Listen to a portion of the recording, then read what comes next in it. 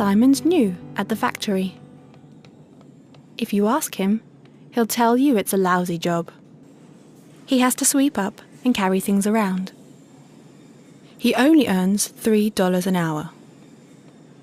Even so, Simon prefers working here to the alternatives he sees for himself right now.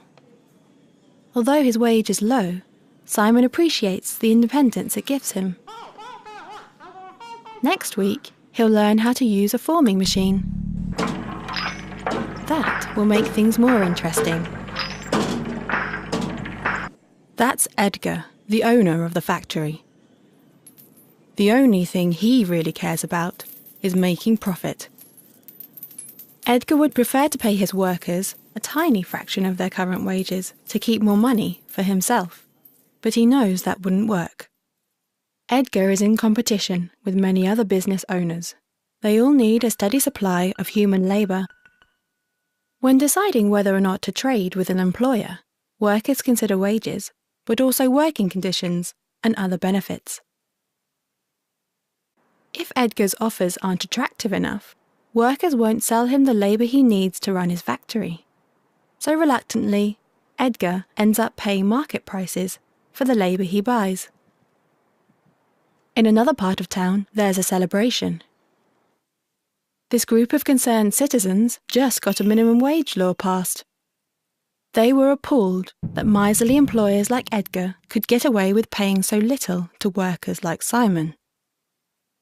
The new minimum wage is $9 an hour.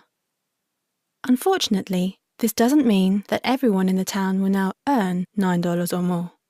We already saw how the existence of competing buyers of labour influences the lower limit on what Edgar can get away with paying his workers.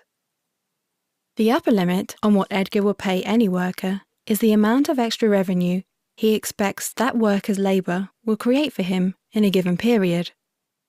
In other words, employers won't knowingly pay workers more than the extra income they generate.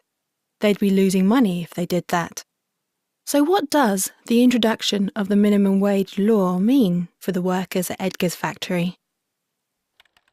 Vicky's work generates $23 an hour for Edgar, and her wage is $15 an hour. For every hour that Vicky works for Edgar, he's left with an extra $8 after he's paid her wage. Because Vicky's wage is higher than $9 an hour, the new law doesn't affect her directly. Bob's labour at the factory generates $10 an hour for Edgar, and his wage is $8 an hour. After paying Bob's wage, Edgar is left with an extra $2 for every hour that Bob has worked.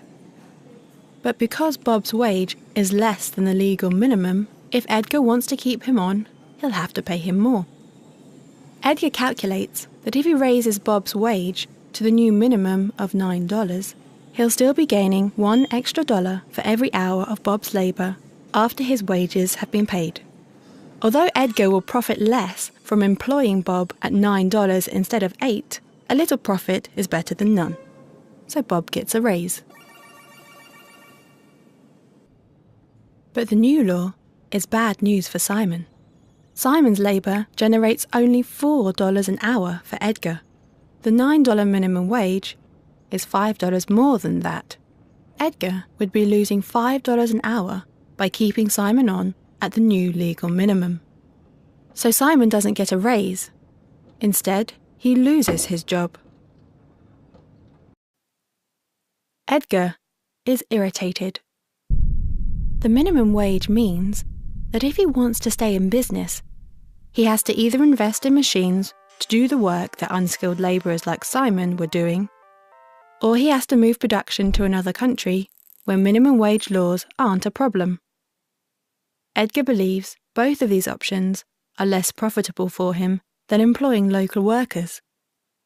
Otherwise, he wouldn't have hired Simon. For Simon, the outlook is bleak. Losing his job would have been bad enough, but the minimum wage continues to disadvantage him even while he's unemployed. Because he's young and doesn't have much experience, it's likely that the extra revenue Simon's labour would create for any employer would be low. Potential employers expect to lose money hiring Simon at the minimum wage, so they turned down his applications. Simon was glad of his factory job, even with its low wage. He hoped to build up experience, which would raise his productivity and give him a chance to move to better paid and more satisfying work. But the new law prevents him from doing so.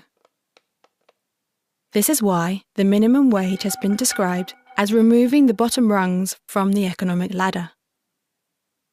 When we see social interactions that seem unfair, one response is to demand that the behaviour we disapprove of be outlawed. But we should keep in mind that this kind of intervention has unintended consequences. Some people suspect that prohibiting voluntary exchange often does more harm than good. They believe the proper function of law is to discourage the initiation of force, and that we shouldn't create barriers that prevent people from doing their best to peacefully improve their lives. Do a web search for some of these terms if you're interested in learning more.